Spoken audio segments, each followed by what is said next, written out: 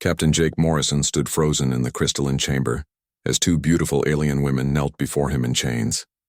The larger of the two creatures towering above them all spoke with a voice like grinding stone. "You have defeated our greatest warriors, human. By the ancient laws of Zephyria, you may claim one of these royal sisters as your prize. The other will face execution at dawn." The chamber fell silent except for the soft humming of alien technology.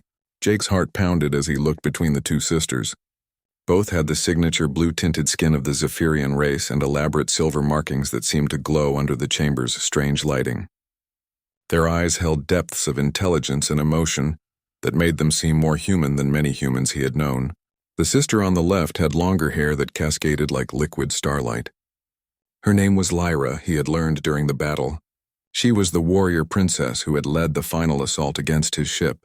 Even now, defeated and chained, she held her head high with defiant pride. Her green eyes burned with barely contained fury, but Jake could see something else beneath the anger, a deep sadness that spoke of losses beyond counting. The sister on the right was smaller and had shorter hair that framed her face in gentle waves. Mia was her name, and she was the healer princess. During the battle, Jake had watched through his ship's sensors as she tended to wounded soldiers from both sides without discrimination. Her violet eyes now looked up at him not with anger, but with a quiet acceptance that somehow hurt worse than Lyra's rage. "This is madness," Jake said, finding his voice at last. "I did not come here to take prisoners or claim prizes. I came seeking peace between our worlds." The massive alien commander's forearms gestured dismissively. "You speak of peace after destroying half our fleet. The law is clear. You have proven your strength. You must choose." Jake's mind raced back to how this nightmare had begun. His exploration vessel had detected the Zephyrian fleet while mapping this sector of space. First contact protocols required peaceful approach, but the aliens had attacked without warning. Jake's ship was smaller but had superior human engineering. After hours of desperate fighting, he had managed to disable their flagship and board it with his small crew. He had hoped to negotiate from a position of strength, but these aliens followed codes of honor that seemed to belong to another age. Victory in battle meant the right to claim spoils, including the royal family members who had led the fight against him. "There must be another way," Jake insisted. "Some alternative your laws allow." The commander's massive head tilted slightly. "There is one possibility. You could fight the trials of worthiness. If you survive all 7 trials, both sisters would be spared. But no outsider has ever survived even 3 trials. You would almost certainly die, and then both sisters would be executed anyway." Lyra spoke for the first time since Jake had entered the chamber. "Do not consider it, human. The trials are designed to kill. Our father died attempting them when he tried to save his own brother years ago." Mia's voice was softer but equally firm. "She speaks truth, except that one of us must die. Do not throw your life away in false heroism." Jake looked between the two sisters again. They were both trying to protect him, even though he held their lives in his hands. In Lyra's fierce protectiveness, he saw echoes of his older sister Katie, who had always stood between him and danger when they were children. In Mia's gentle wisdom, he recognized his younger sister Amy, who had always been the peacemaker in their family. The thought of choosing between Katie and Amy was impossible. The thought of choosing between these two remarkable beings was equally unthinkable. "Tell me about these trials," he said quietly. The commander's eyes gleamed with what might have been respect.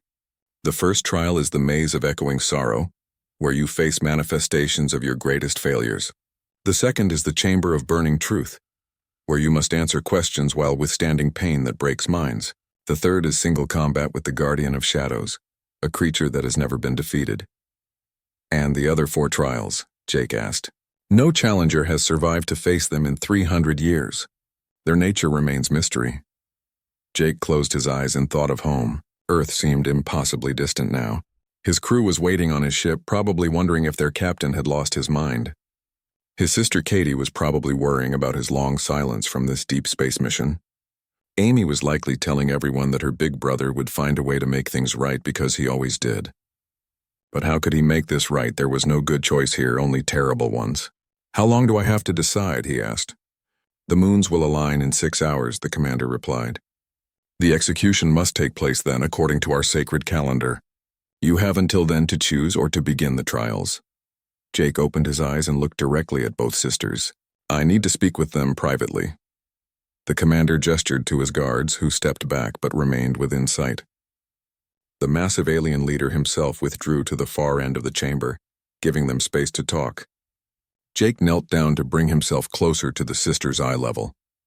Up close, he could see that despite their alien appearance, their expressions held emotions he recognized completely. Fear, love, determination. "Tell me about yourselves," he said quietly. "Help me understand who you are." Lyra spoke first, her voice fierce even in chains.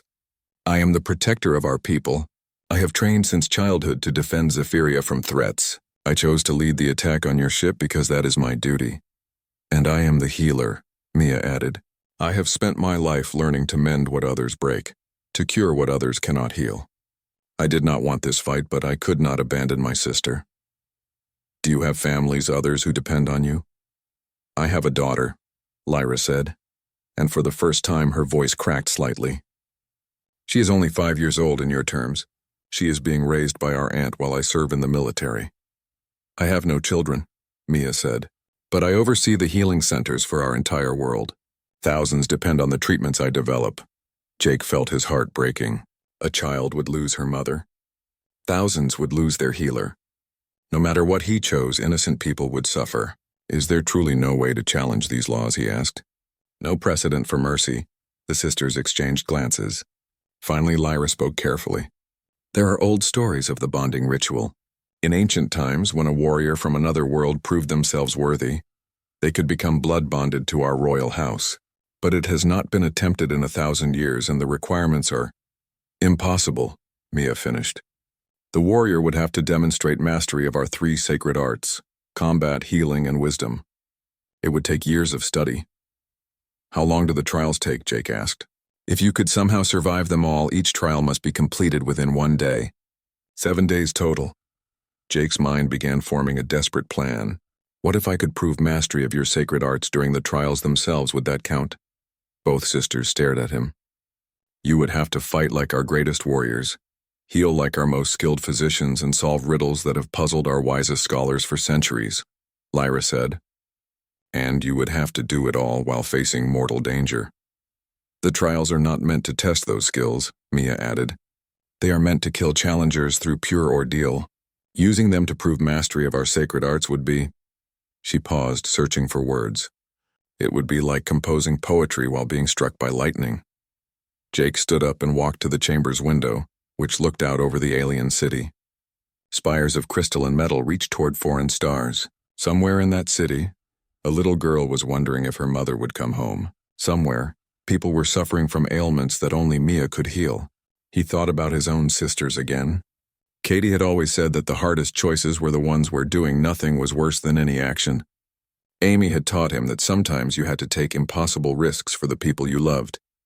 These sisters were not his family, but in the short time he had known them, they had shown him courage, compassion, and dignity that demanded his respect. If he walked away and chose one to die, he would never forgive himself. If he tried the trials and failed, at least he would have tried to save them both. "I will attempt the trials," he announced, turning back to face them. "No," both sisters said at once. "You barely know us," Lyra protested. "We are your enemies. You have no obligation to risk your life." "You have a crew who needs their captain," Mia added. "People on your own world who care about you. Do not throw that away for strangers." Jake knelt before them again. "You are not strangers anymore. In the time I have known you, I have seen Lyra's fierce love for her daughter and her people. I have seen Mia's compassion for all living beings. You may be aliens, but you are good people. I cannot choose between you." The commander's voice boomed across the chamber. "The human has made his choice. Prepare the trial of echoing sorrow." As guards moved to escort Jake away, both sisters called out to him. "Remember," Lyra shouted, "strength alone will not save you in the trials. You must be clever." "And remember," Mia added, "healing sometimes requires causing pain first. Do not hesitate to act." Jake nodded to both of them, hoping it would not be the last time he saw them alive.